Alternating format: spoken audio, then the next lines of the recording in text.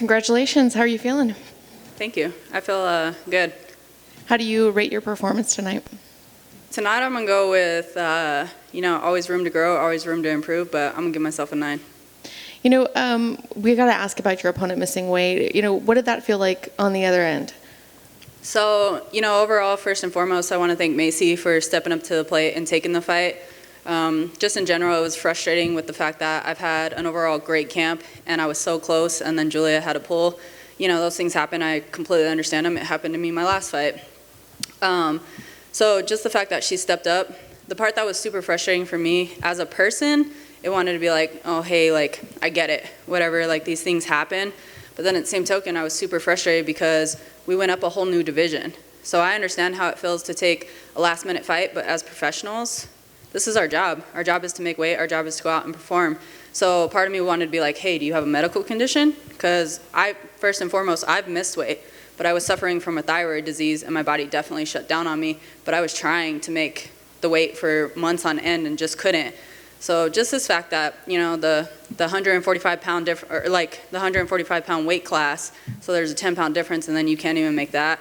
I went through a bunch of emotions yesterday. I was pretty frustrated, but at the end of the day, it's something you can't control. So just regrouped and went out there and fought my fight. Do you feel like she actually tried, or do you feel like maybe there was something behind the scenes that maybe we don't know? I don't want to take away from anybody. I think that she for sure came out and tried and whatnot, but I don't know. She didn't look sucked up to me. She didn't look exhausted. It was just kind of one of those things I miss weight type thing.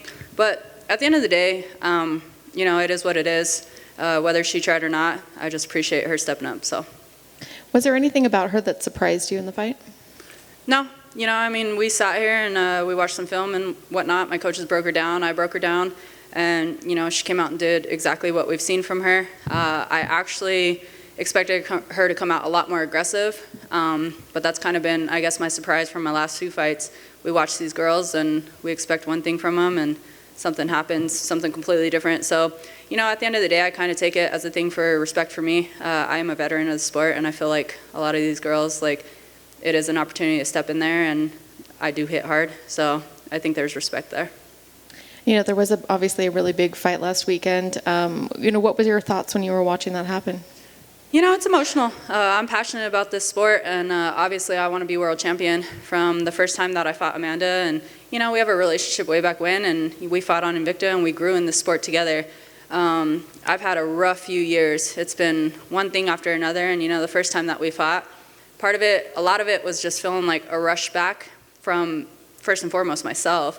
I felt some pressure from UFC, and it was just that's when my medical issues started and stuff, and then I came in from major surgeries, and then all of a sudden I broke my leg, and it was just kind of one of those things to where I just wanted to feel like myself. I wanted to get back out there and just perform and do what I love, and everybody was aware of what happened to me, and in the first round, the same way that she did to Juliana. Amanda loves that calf kick, and shit, I fought a fight with a broken hand, fractured forearm, cuts, all kinds of stuff, and I've never felt pain like that from the nerve damage I had.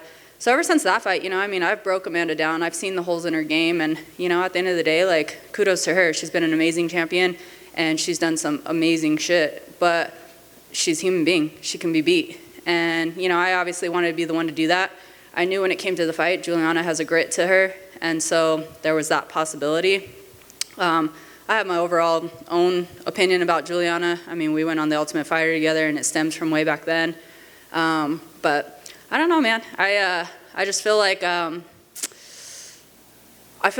was a true champion, a professional champion, and I feel like Juliana, she definitely believes in herself and everything, but half the shit that's coming out of her mouth is it's extremely frustrating, especially with the LGBT community and just the whole pregnancy thing and being the first mom champ and I don't know what all, but it is what it is. I remember years ago, Dana always thought that me and Juliana would be the ones to meet up in the finale for The Ultimate Fighter, and my fight with Jessamine Duke, I took a lot of injuries in there, and we won fight of the season. It was a great fight, but in that short period of time, I had no time to heal, and I went into my semifinals fight with a broken hand, and so my journey's been different, but hey, maybe we'll align for the world title now. Yeah, that's what I was going to say. Does it change anything for you as far as like your path in your mind of how you're going to get back? Do you feel like maybe you could get back there quicker than if Amanda had won again? You know, it doesn't even matter in this sport. I feel like you could be the #1 ranked person and have a world title shot, or you could be number 20, but you go out there and put on a highlight performance, and you could be fighting for the world title the next day. So I think a lot of it's politics, but at the end of the day, like, my journey has always been different from everybody else's. I've definitely built myself from the ground up, and I've never been handed anything. You know, like I said, it's been a rough few years, but I'm back. 2022, like, I've made it my goal that this is my year. So I'm just getting started. Like, I feel like a true veteran in the sport. I feel like, you know, it's this being versus becoming. And, you know, I have always been a great athlete and done some amazing things, but now I'm way more mature and I love where I'm at, and I feel like I'm honestly just getting started. Thank you. Thank you. Hey, Rocky. Hey. So you were the first person to stop Macy. How does that feel? It's exciting, you know. To stop anybody is exciting, but most importantly, it's exciting to feel like myself again. The 145-pound division, how was the cut to get to 145? You know, everybody always thinks, they're like, hey, you're a small 135er, you should be fighting at 125, and everybody gets fooled by my little Mexi roll, but that's my reserved energy. It ain't going anywhere. But let me tell you, I'm a dense 135er. Like, it is hard for me to make 135. So at the end of the day, I mean, obviously I was preparing my body and training extremely hard to get to 135. So the cut to 145 wasn't bad, just because, I mean, 2 weeks ago I thought I was going to be fighting 135. But I walk heavier, and so, yeah, I mean, there's still a cut there. I still have to do my job. If the UFC, you know, continues to build the 145 division, do you see yourself going up in weight, possibly? Shit, I'll fight them both.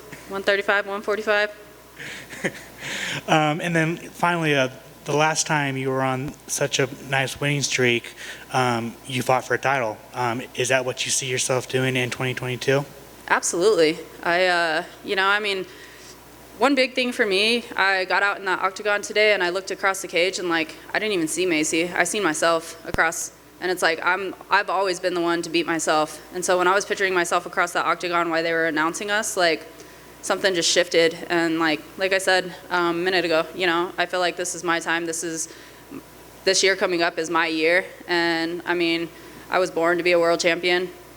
This isn't an easy sport, and I'm truly talented in it. So it's just been about making a lot of shifts lately, and here I am. And I'm not injured. So, wasn't injured back in September, got this fight. I'm not injured now, so where are we at? Congrats. Congrats on the win, Rocky. You mentioned you weren't injured, but on the interview with Bisping, you said there's something you had to overcome the last camp. Can you elaborate on? Yeah, you know, I mean, when it comes to the sport, it's not just things that are physical. You know, it's a lot of mental things as well. So my last camp was, I learned to trust a new strength and conditioning coach to have me prepared. I learned to trust a new nutritionist. I learned to trust a new sports psychologist, and really building new relationships. Like, I'm not just the person who, because somebody's standing in my corner at the gym and they coached me really well that day, all of a sudden it's like, hey, will you corner me? Like, I build relationships. My team is my second family.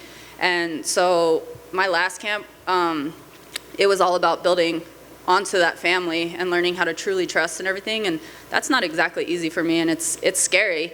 And especially going through, and you know, I felt my body at its weakest points. I felt my body to where it just completely shut down on me in a weight cut. I felt my thyroid completely out of control. It didn't matter what I did. You know, I felt myself like I could be in a fight, and it's like, as much as my brain is saying, hey, let's go, my body wasn't doing anything.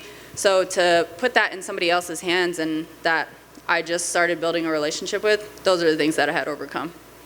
Man, and it looks great, because off of that point, you were firing on all cylinders. The first round was the ebb and flow. She had her moments, you had your moments. It was just, you know, toe to toe. But then you really pressed forward. It seems like you just like kind of were like, I'm going to bite down on my mouthpiece and go get her. And then the strikes were so clean. I think it kind of, that's what forced the submission, yeah? Yeah, you know, I mean, obviously when you're in the fight, a lot of things feel completely different. So I got to go back and watch exactly what happened.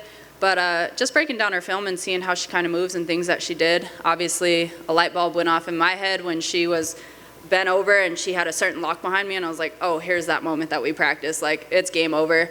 My coach, he's taught me to be a headhunter. So at the end of the day, like, I mean, I've had the bulldog choke for the women's division, like all kinds of stuff. I love snatching the head. So, it really lit things up right there. But I did the first round. I'm still getting into that groove of like, hey, let's go out there and just right out the bat going. But at the same token, I mean, a fight's a fight. And so there's a little fill out process and everything. But then it was just like in the second round or in between rounds, I was listening to my coaches and I heard them. And then it was funny because today my little nephew called me and we were on the phone, and he's a little stud, and he was just like, oh, I want to fight you, Antiwaki.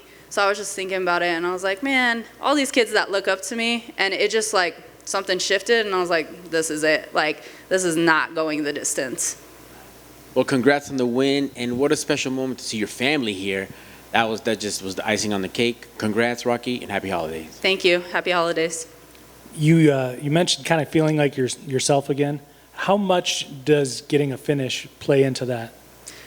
I mean, I've had previous fights where I've had finishes and whatnot, and so it was just like, it's kind of one of those things where it's like, we prepare for 15 minutes, but at the end of the day, like, it doesn't have to go that far.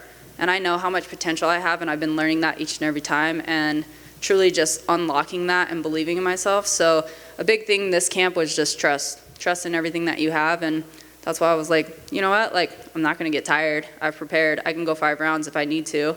So why not? Just trust. And like I said, I mean, I seen something and I was like, it's game over. Like, I'm just going to put everything I have into this. Do you remember when your last finish